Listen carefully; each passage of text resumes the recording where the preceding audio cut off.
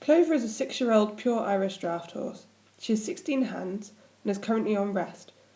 She has ample grazing available every day and is stabled at night. She's been with her current owners for 2 months and has no clinical history of any injuries.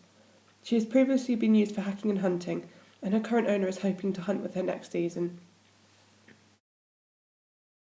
Clover's profiling from a lateral position reveals that in a square halt she has good conformation when comparing the proportions between relevant points demonstrated in this image.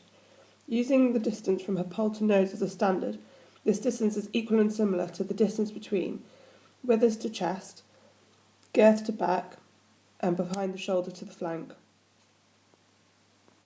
Measurements of distal limbs in comparison to the standard are not as ideal, with the distance from elbow to fetlock, stifle to hook, and hook to ground, all falling below the standard. The slope of Clover's shoulder is 30 degrees. The ideal angle is approximately 45 degrees. Therefore, this may affect stride length and smoothness of gait. Here we can also see that Clover is croup high. This is shown by the line which has been drawn from the croup across to the withers. From a cranial aspect, Clover has a wide chest and well-developed forelegs. She also has offset knees. With a line drawn that bisects the point of shoulder to the ground, we can see that Clover is marginally toe out on her left fore. From a caudal aspect, Clover has a well-rounded hindquarters with a symmetrical pelvis. Although Clover is not standing completely square, with lines drawn down from the tubia ischiae to the ground, we can see that she is slightly cow-hocked with a toe out.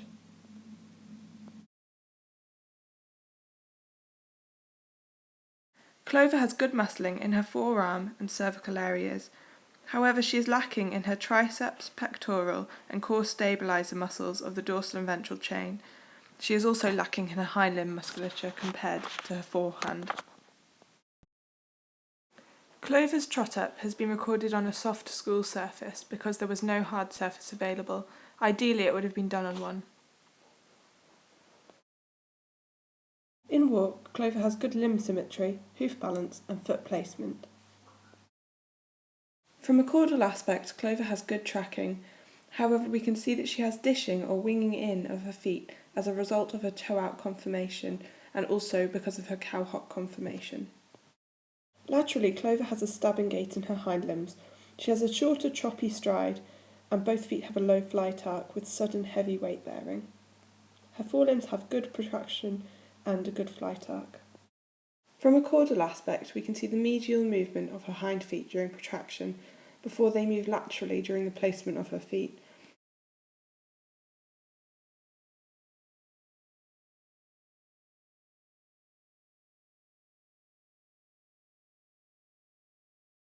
From a lateral aspect, Clover has a good protraction and retraction of her forelimbs and a good flight arc.